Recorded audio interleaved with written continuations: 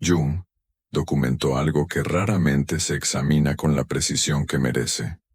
Cuando el empático completa su transformación, cuando el proceso de individuación produce una reorganización genuina de su psique, el narcisista no solo no comprende lo que ocurrió, no puede seguirlo, no en el sentido de que elija no hacerlo, no en el sentido de que le falte información o motivación, sino en el sentido más estructural y más preciso. El desarrollo psicológico que la transformación del empático requirió no está disponible para quien no ha iniciado el trabajo que ese desarrollo exige. Esta es una distinción que importa profundamente, porque en el periodo de participación mística, el empático frecuentemente asumió que el narcisista podría transformarse si tuviera las condiciones correctas, si recibiera suficiente amor, si encontrara el momento adecuado, si el empático explicara con suficiente claridad lo que era posible. Y esa asunción, esa esperanza de que la transformación era accesible para el narcisista, si solo se daban las circunstancias correctas, fue parte de lo que mantuvo al empático en la relación mucho más tiempo del que su propia psique podía sostener. Jung observó en los arquetipos y el inconsciente colectivo que la transformación psicológica genuina no puede ser transferida, inducida desde afuera, ni producida por el amor o la presencia del otro. Puede ser facilitada por condiciones externas favorables. Puede ser acompañada por relaciones que sostienen el proceso. Pero el trabajo mismo, la confrontación con la propia sombra, la integración de los contenidos inconscientes, el desplazamiento del centro de gravedad del ego hacia el sí mismo, ese trabajo solo puede ser hecho por quien lo hace. Y requiere una disposición que no puede ser producida desde afuera. La disposición de encontrarse con lo que la propia psique contiene sin proyectarlo, sin negarlo, sin construir un sistema de defensa más elaborado para no tenerlo que ver. Exploremos qué hace posible la transformación del empático, y por qué esas mismas condiciones no están disponibles para la estructura narcisista. El empático que completa su transformación no lo hace porque sea psicológicamente superior. Lo hace porque el dolor que acumuló en la relación narcisista eventualmente superó el umbral que hacía posible la evitación. Porque la sensación de estar perdiéndose a sí mismo, de estar tan completamente organizado alrededor de las necesidades del narcisista, que su propio centro se volvió difuso, inasequible, casi invisible, se volvió más insoportable que el miedo a enfrentar lo que el trabajo de sombra revelaría. Jung documentó en 2 ensayos sobre psicología analítica que la individuación frecuentemente comienza no con una decisión consciente de crecer, sino con un colapso de los mecanismos que hacían posible no crecer. El individuo que inicia el proceso de individuación raramente lo hace desde una posición de fortaleza abstracta. Lo hace porque el sistema adaptativo que había construido, la persona, el conjunto de estrategias que permitían funcionar en el mundo sin confrontar el propio material psíquico, dejó de ser suficiente para contener lo que la psique acumuló. Para el empático, ese colapso tuvo una forma específica. El agotamiento de haber sido el regulador emocional del narcisista por tanto tiempo, que ya no había suficiente de sí mismo para continuar. El dolor de ser visto como función en lugar de como persona. La soledad particular de estar en una relación que requería su presencia constante, pero no podía encontrarlo genuinamente. Y en ese colapso, en esa crisis de lo que parecía ser el sistema entero, la psique del empático encontró algo que no había podido encontrar mientras el sistema funcionaba. La necesidad urgente de volverse hacia adentro. La estructura narcisista, por su propia naturaleza, no tiene acceso a ese tipo de colapso de la misma manera. Y esto no es una observación de superioridad moral. es una descripción de la mecánica de la estructura. El narcisismo, como defensa, es extraordinariamente efectivo para evitar exactamente el tipo de confrontación con el material interno que la individuación requiere. La proyección constante hacia afuera, la dependencia del suministro externo para la regulación, la identificación completa del ego con la imagen construida. Todo esto forma un sistema que protege al ego narcisista del encuentro con su propia sombra, de una manera que el sistema adaptativo del empático no lograba protegerlo. Examinemos específicamente qué tendría que ocurrir para que el narcisista pudiera seguir al empático en su transformación. Jung fue explícito en Aion sobre lo que la integración de la sombra requiere. Requiere primero que el individuo reconozca que aquello que percibe como externo, las características que critica en otros, las emociones que proyecta, las cualidades que niega en sí mismo, tiene una correspondencia interna, que lo que ve afuera con tanta claridad es en parte una proyección de lo que lleva adentro, sin haberlo reconocido. Para el narcisista, este primer paso es estructuralmente el más difícil porque contradice el mecanismo central de su funcionamiento psíquico. El narcisismo se organiza alrededor de la externalización. El problema siempre está afuera. La falla siempre es del otro. La responsabilidad de cualquier conflicto siempre puede ser colocada en la conducta del entorno. Y esta externalización no es solo una tendencia o un hábito. Es la arquitectura misma del equilibrio psíquico del narcisista. Sin ella, el ego narcisista se enfrenta directamente a lo que la proyección mantenía a distancia: la vergüenza, la impotencia, la vulnerabilidad que la construcción identitaria fue diseñada para no tener que habitar. Jung documentó que la confrontación con la propia sombra produce, invariablemente, una forma de desestructuración del ego. Un periodo en que la imagen que el individuo tenía de sí mismo ya no puede sostenerse de la misma manera, porque la integración de la sombra revela que esa imagen era parcial, construida, mantenida a costa de exiliar partes de la psique que eran demasiado perturbadoras para ser reconocidas. Para el individuo en proceso de individuación, esta desestructuración, aunque dolorosa, es la condición de una reorganización más auténtica y más compleja. Para el ego narcisista, esta misma desestructuración no es el umbral de una reorganización más profunda. Es, desde la perspectiva de la estructura narcisista, una amenaza de aniquilación. Porque la construcción identitaria del narcisista no tiene la misma flexibilidad que la del individuo que inició el trabajo de sombra. No tiene los recursos psíquicos para sostenerse en la incertidumbre que la desestructuración produce. No tiene la relación con el sí mismo, que proveería un centro más profundo, desde el cual sostenerse, mientras el ego se reorganiza. Y sin esa base, la confrontación con la sombra no produce individuación.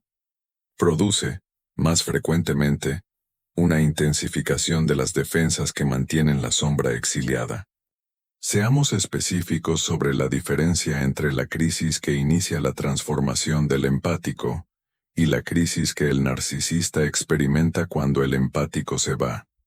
Hay algo en la comparación de estas dos crisis que ilumina con precisión por qué la transformación es accesible para uno y no para el otro en el mismo momento. La crisis que inicia la transformación del empático es, en su esencia, una crisis de identidad hacia adentro. El empático que comienza a diferenciarse está enfrentando la pregunta: ¿quién soy yo fuera de esta relación? ¿Qué queda de mí cuando dejo de organizarme alrededor de las necesidades del narcisista?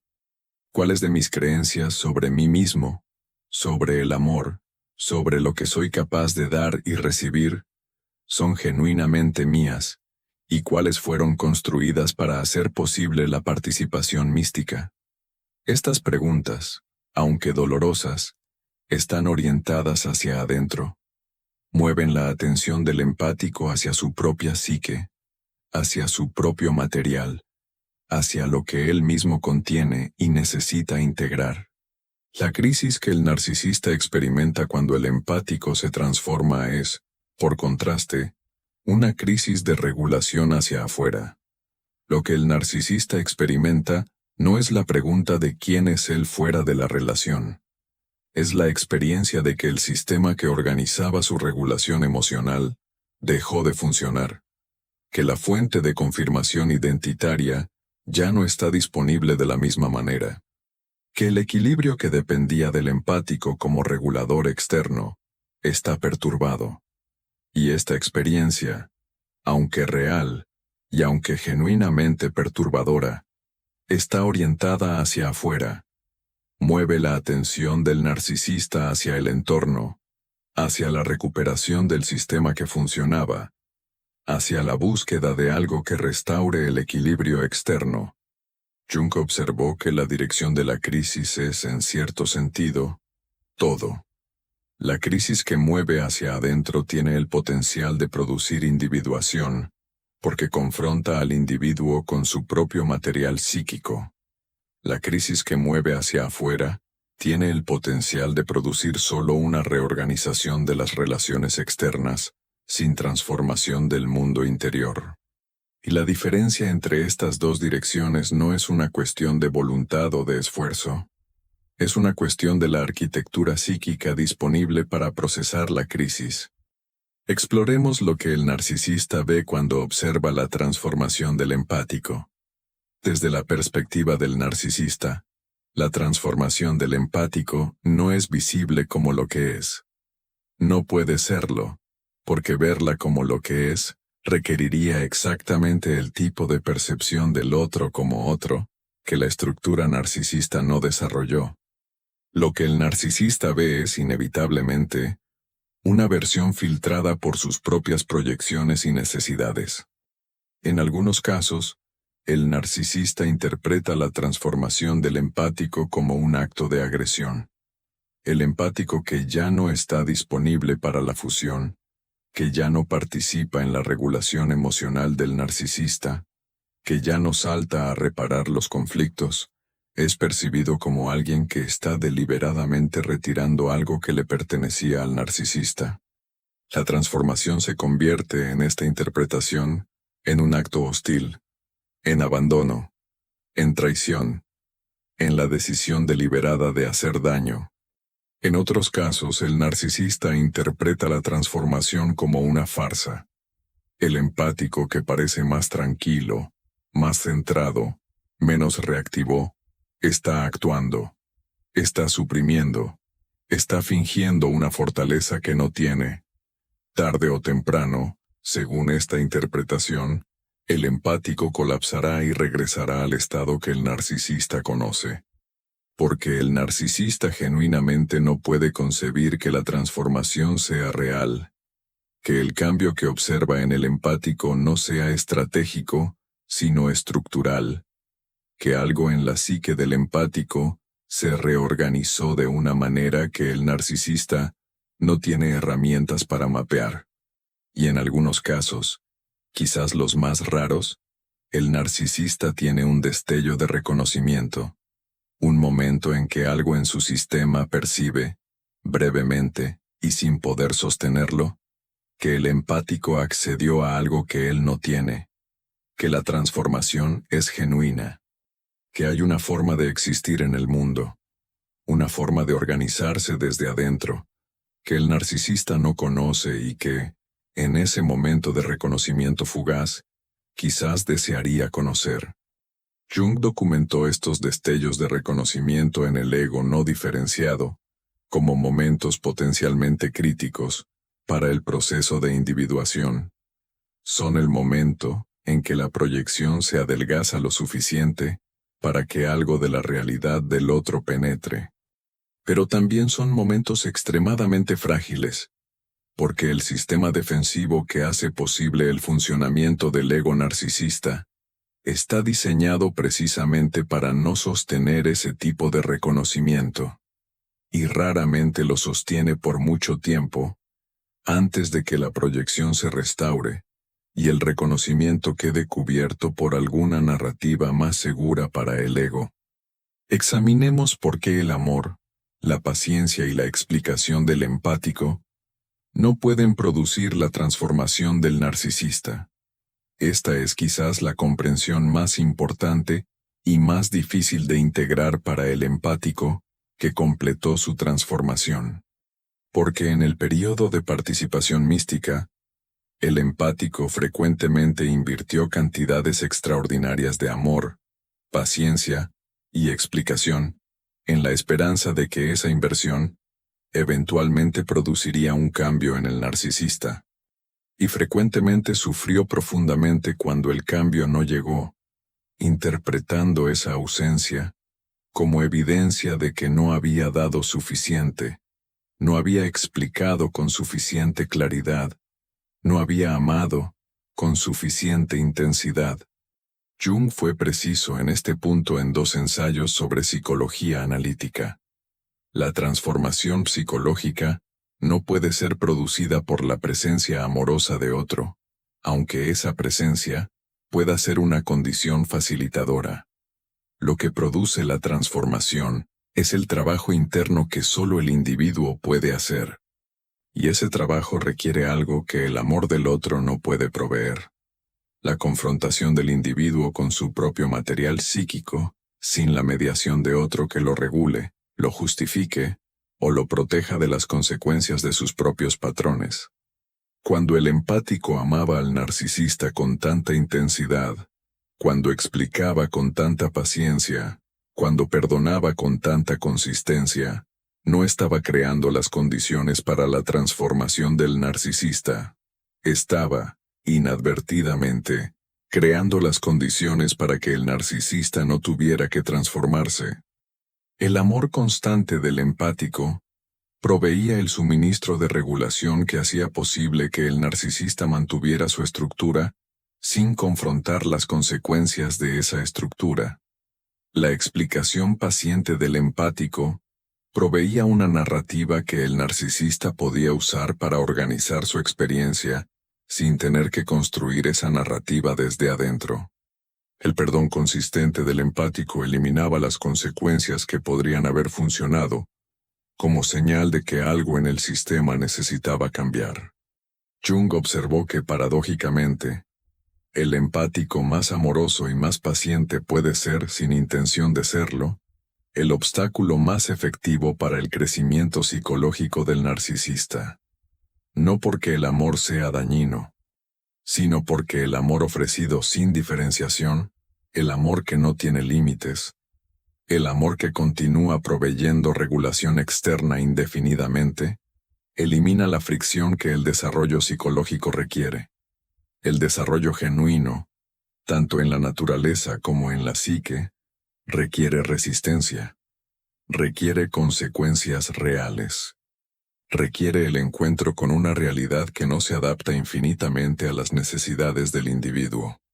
Y el empático diferenciado, que ya no provee esa regulación ilimitada, que ya no elimina las consecuencias de los patrones del narcisista con perdón inmediato, que ya no ofrece explicaciones que el narcisista puede usar para reorganizar la narrativa de manera conveniente para su ego.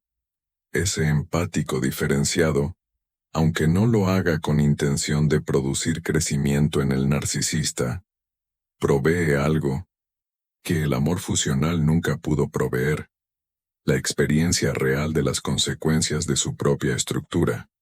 Seamos específicos sobre qué requeriría que el narcisista pudiera seguir al empático. Si el narcisista pudiera seguir al empático en su transformación, y Jung dejó claro que esto es posible, aunque raro y generalmente doloroso, lo que requeriría no sería diferente en principio de lo que el empático atravesó. Requeriría la misma confrontación con la sombra, la misma recuperación de proyecciones, el mismo desplazamiento del centro de gravedad del ego hacia algo más profundo, el mismo período de desestructuración y la misma construcción de una identidad más auténtica desde el interior. pero requeriría algo adicional que hace el proceso más difícil para la estructura narcisista que para el empático. Requeriría el reconocimiento de que la construcción identitaria que el narcisista mantuvo durante décadas, la imagen de sí mismo que organizó todas sus relaciones, todas sus narrativas, todos sus mecanismos de regulación, esa construcción no es la verdad de lo que es una defensa. Una respuesta a algo que ocurrió antes de que pudiera elegir cómo responder. Una forma de sobrevivir una historia que no eligió, a costa de exilar partes de sí mismo que no podía integrar sin ayuda que no estuvo disponible. Jung documentó que este reconocimiento, ver la propia construcción identitaria como defensa en lugar de como verdad, es uno de los actos más valientes que la psique puede realizar. Y para la estructura narcisista, cuya identidad entera está organizada alrededor de la imagen que esa construcción provee, es también uno de los más aterrorizantes. Porque sin esa construcción, sin la certeza de la imagen que el ego narcisista identificó como sí mismo, ¿qué queda? La respuesta que la individuación eventualmente provee es el sí mismo, algo más profundo, más real, más genuinamente propio que la construcción que lo cubrió.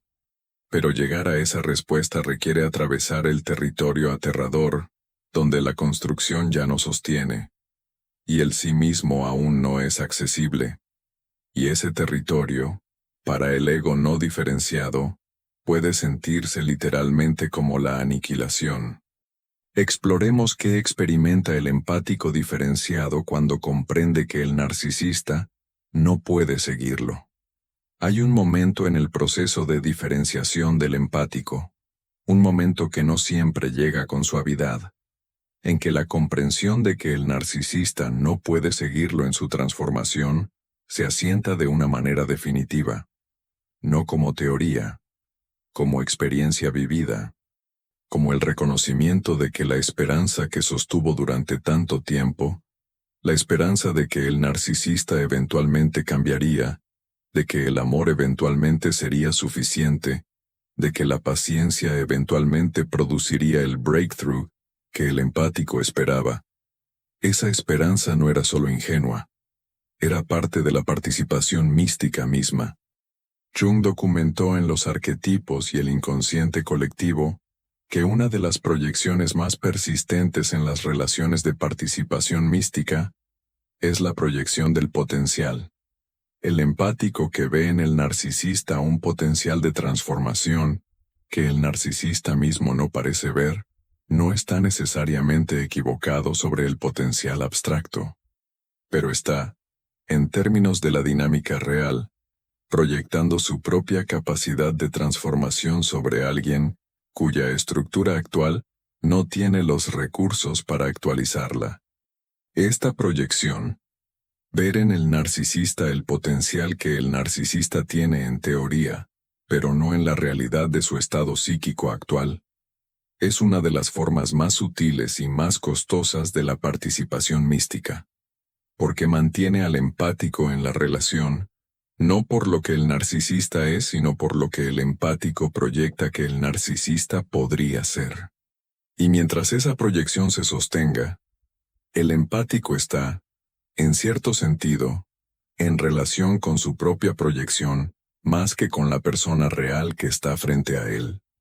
Cuando el empático diferenciado finalmente recupera esa proyección, cuando puede ver al narcisista como es en su realidad psíquica actual, sin el filtro del potencial proyectado, algo se libera. Algo que tenía retenida la atención del empático en una dirección que no podía producir lo que esperaba.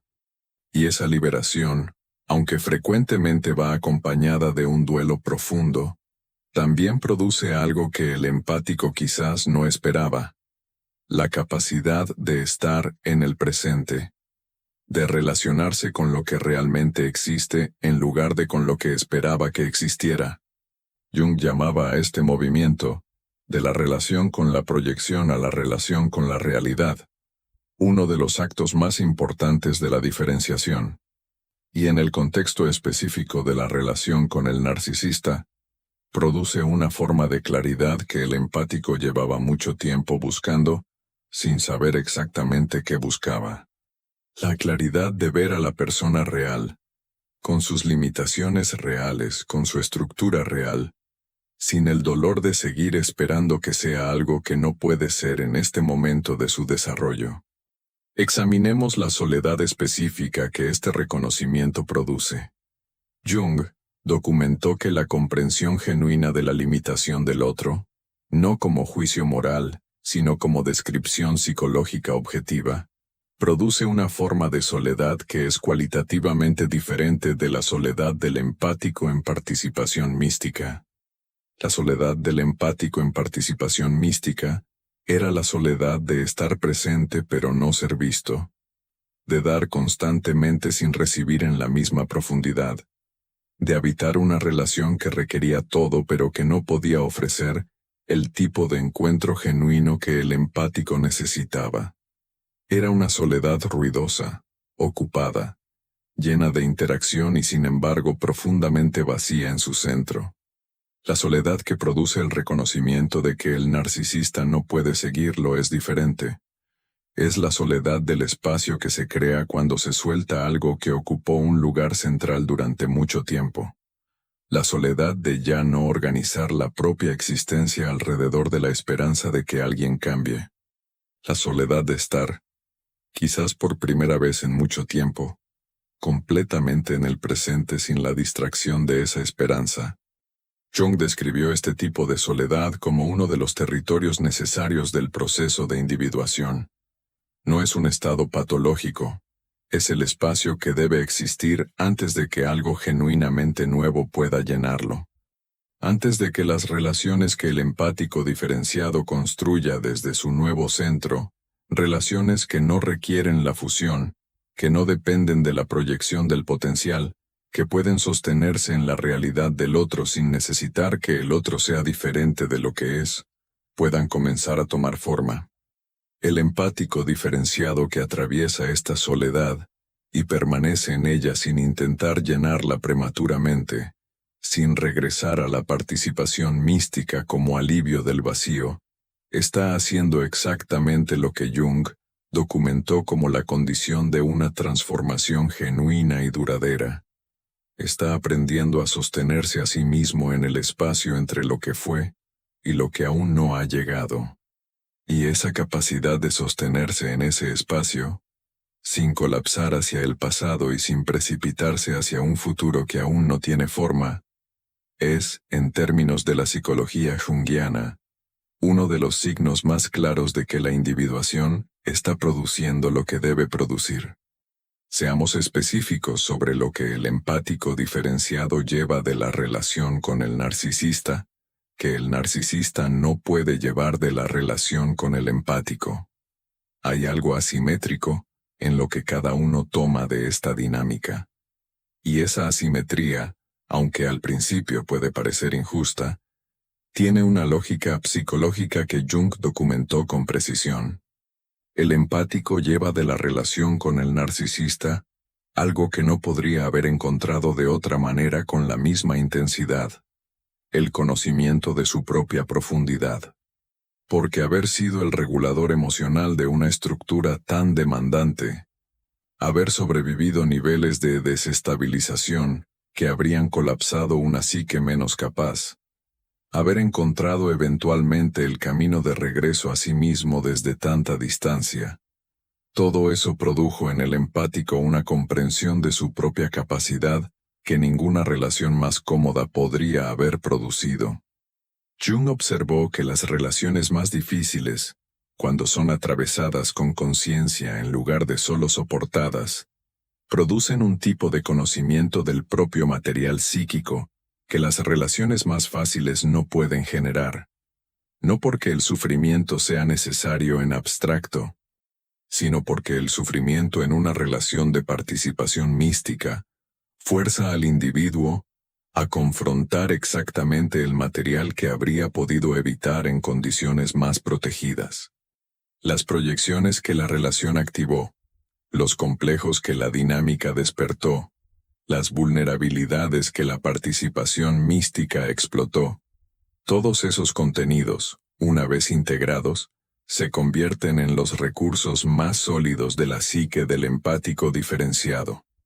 El narcisista, por contraste, lleva de la relación con el empático principalmente la experiencia de haber tenido acceso a una fuente de regulación extraordinariamente efectiva y de haberla perdido.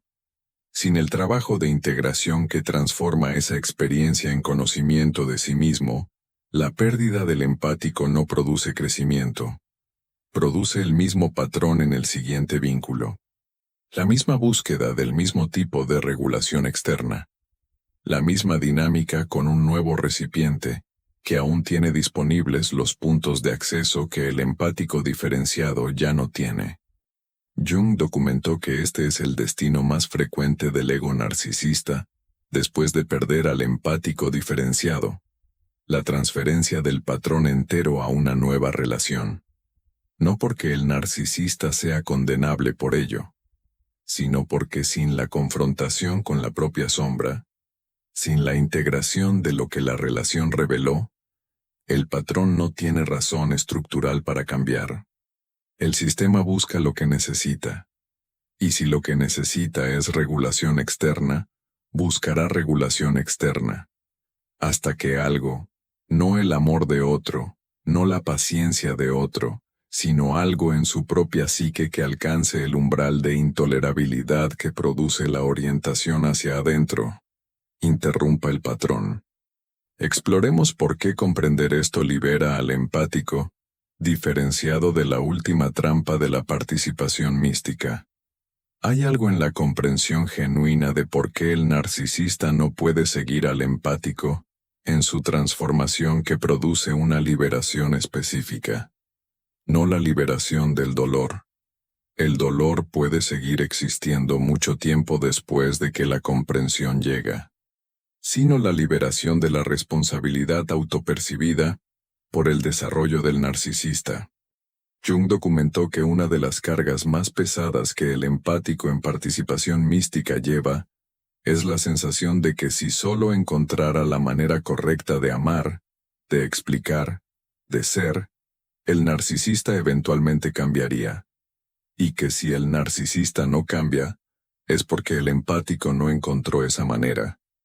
Esta carga, esta responsabilidad autopercibida por el crecimiento del otro, no solo es psicológicamente insostenible, es, en términos junguianos, una proyección inversa. Es el empático proyectando su propia capacidad de transformación sobre el narcisista, y luego asumiendo la responsabilidad de producir en el otro, lo que solo el otro puede producir en sí mismo.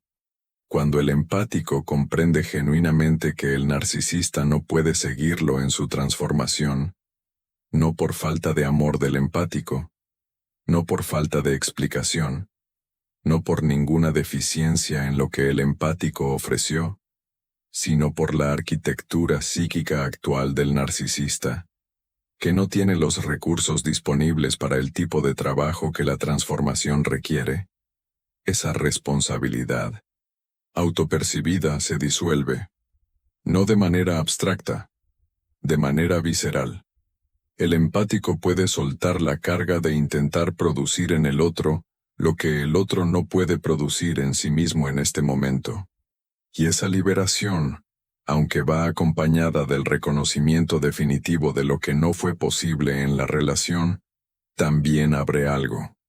Abre la posibilidad de relacionarse con el narcisista, si la situación lo requiere, desde un lugar que ya no está organizado alrededor de la esperanza de su transformación, desde la claridad sobre quién es el narcisista en este momento de su desarrollo, desde la compasión diferenciada que puede coexistir con límites claros, con la no disponibilidad para la fusión, con el reconocimiento genuino de que el bienestar del empático no puede seguir siendo contingente al desarrollo del narcisista.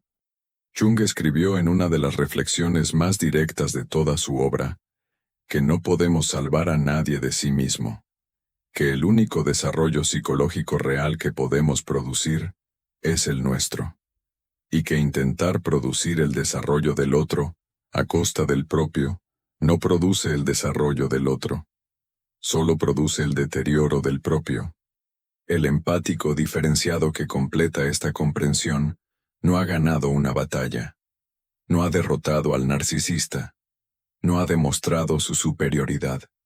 Ha completado algo que Jung llamó uno de los actos más profundamente humanos disponibles para la psique: el reconocimiento de los límites reales de lo que el amor puede producir en otro, y la elección de invertir en el único desarrollo sobre el que tiene influencia genuina, el propio. Y esa elección, esa orientación definitiva hacia el propio proceso de individuación, liberada de la esperanza de que el narcisista eventualmente la seguiría, es lo que completa la diferenciación. No la ausencia de amor por el narcisista, no la indiferencia ante su sufrimiento, sino la comprensión, integrada no como teoría sino como experiencia vivida, de que el camino del empático y el camino del narcisista se separaron en un punto que el empático ya cruzó y el narcisista aún no ha alcanzado, y que el empático no puede regresar a ese punto. Solo puede continuar en la dirección en que su propio proceso lo lleva, hacia adentro, hacia el sí mismo, hacia la completitud que Jung documentó no como destino sino como proceso permanente, como la forma más genuina de habitar la propia vida en lugar de la vida que la participación Si algo de este mística mensaje demandaba. resonó contigo, tómate un momento para respirar y permitir que la conciencia siga su movimiento natural hacia adentro. Jung decía que lo que se hace consciente deja de gobernarnos en silencio. Por eso, comparte esta reflexión con quienes aún buscan sin saber qué buscan. Suscríbete, para que no pierdas el hilo cuando llegue la próxima mirada hacia la sombra. Deja tu me gusta. Ayuda a que estas palabras alcancen a quienes las necesitan mucho antes de comprender por qué. Y si algo despertó en ti, escríbelo abajo. Cada comentario se convierte en una chispa, una mente que recuerda ayudando a otra a recordar. Seguiremos avanzando juntos más allá de la sombra,